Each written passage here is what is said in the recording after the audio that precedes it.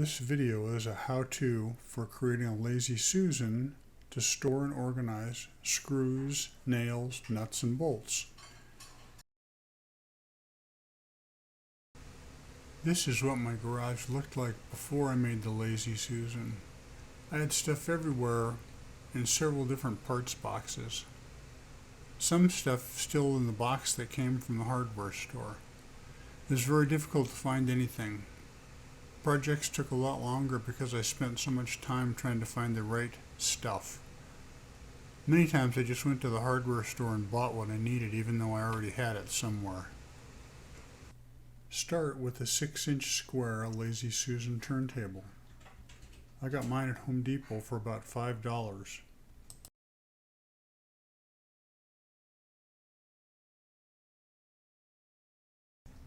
Next, cut a base plate.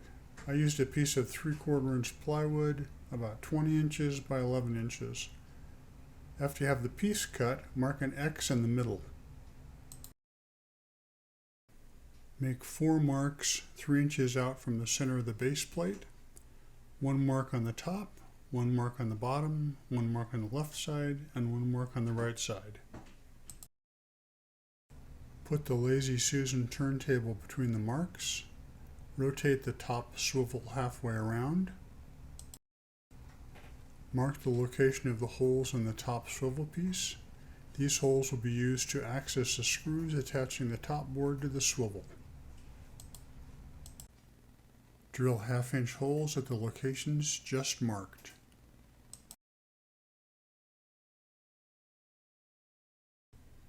Drill pilot holes where the Lazy Susan turntable will be attached to the base plate. I used 1/2-inch screws because my base plate is 3/4 inch thick. Attach the Lazy Susan turntable to the base plate.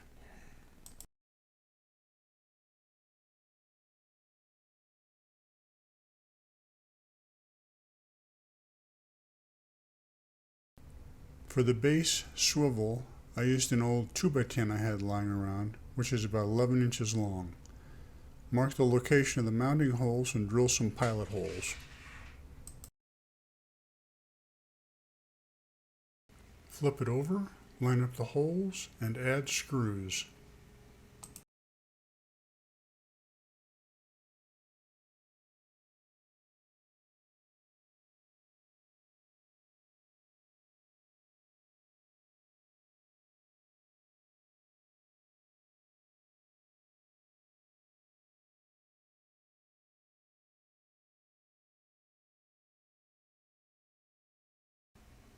Install L brackets 3.5 inches apart.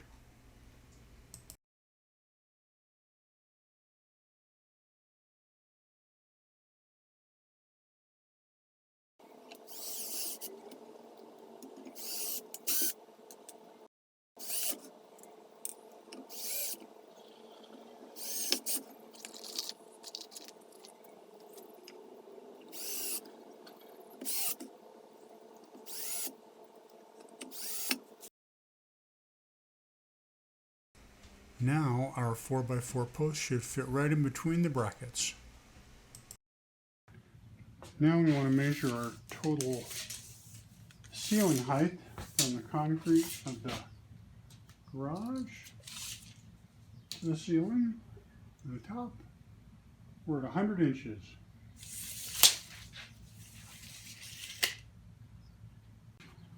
Now then we want to measure the distance from our base. Our base is approximately 2.5 inches high from here to here.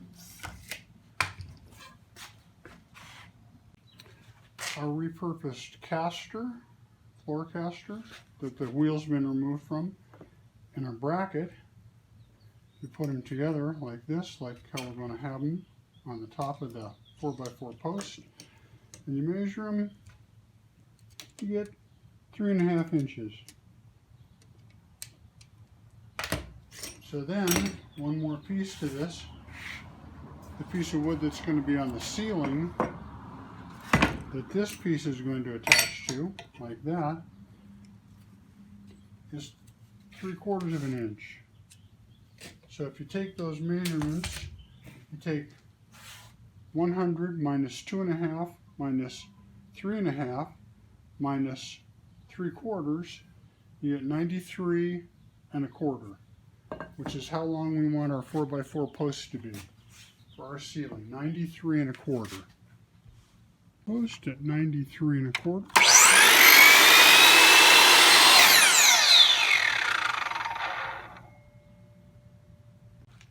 Now then attach your modified caster to the top of the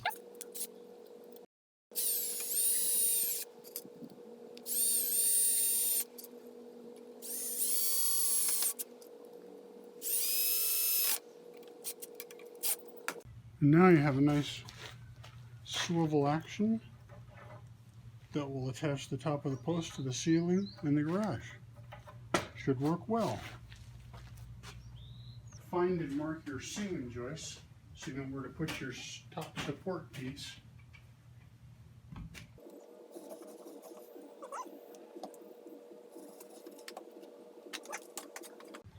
About 15 inches into the center.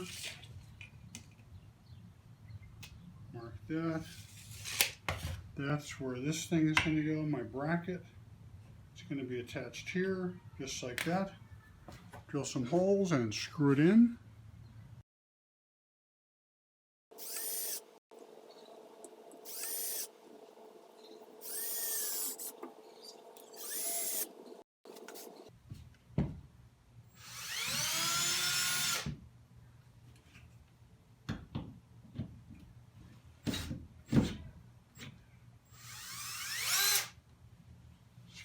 Screw the top support piece to the ceiling where you previously marked the rafters. Position your floor Lazy Susan piece directly underneath your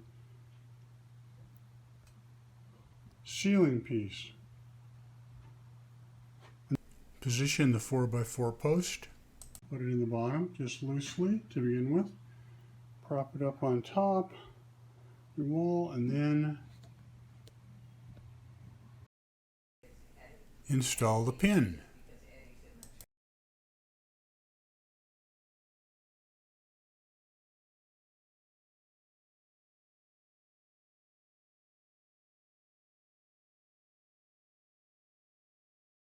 Secure the bottom of the post with some screws to the L bracket, like that, on both sides. And now you can spin freely. Move the base around as necessary. Get it level both on the sides and the front.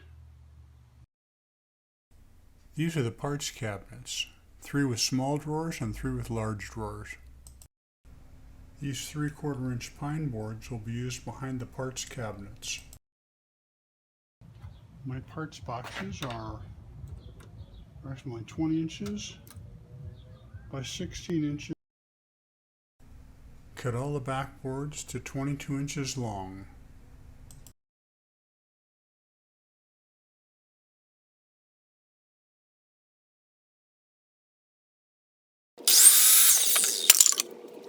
Take your backboards, find the middle of them, mark a couple holes about 1 inch on either side of the middle.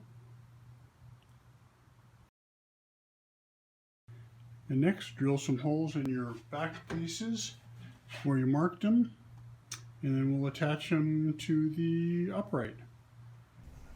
Once you have the holes drilled, you can attach the boards to the upright post. 2 boards spaced to support the top cabinet about eye height. Add some screws spaced correctly to align with the mounting holes on the cabinet back. Don't forget to remove the drawer dividers before mounting the cabinets to the backboards. This is what it looks like with all 6 cabinets mounted, beginning at about eye height. Now we need to lock the base to the cement floor using construction adhesive at all 4 corners of the base plate.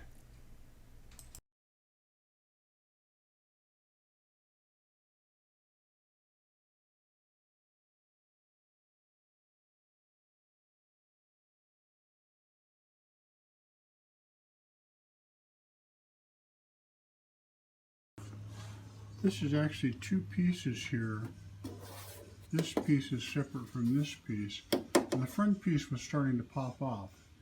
So I got some epoxy out, took all the heavy screws out, got some epoxy out, and started gluing around the edges to keep all the pieces secure. And it seems to have helped a lot for strength.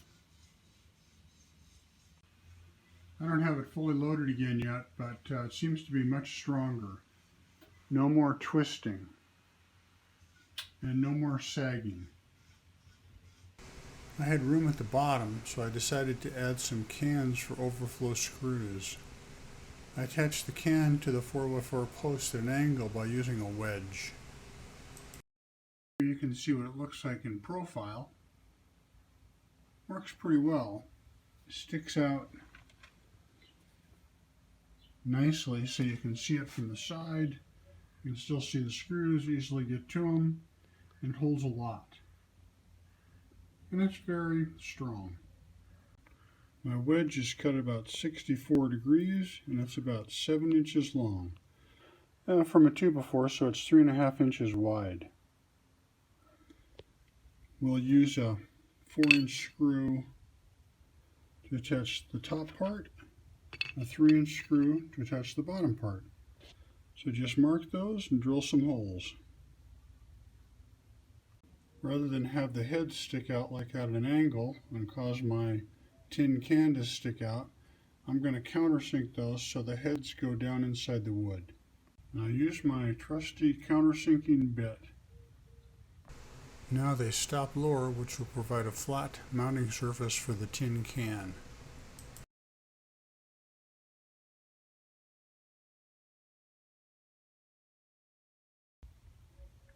Just drill some holes, screw it in place, the wide edge up, just like that. Now then, mark the spot on your can where you're going to put screws in it, being careful to avoid the screws that are already in the wood wedge. There you've got some markings that are going to be spaced out to where I can still get to them in here with the drill. Actually, I'm going to use a stubby screwdriver to put them on with. But they'll miss the screws here. To put the buckets on, to attach the buckets, I used these 3/4 inch lath screws. I'm going to use a stubby screwdriver, Phillips screwdriver, to get in here. Put these screws in. This is what it looks like. Attached in there, you can see the screws held it in nicely. Should work well. And this is what it looks like, all finished.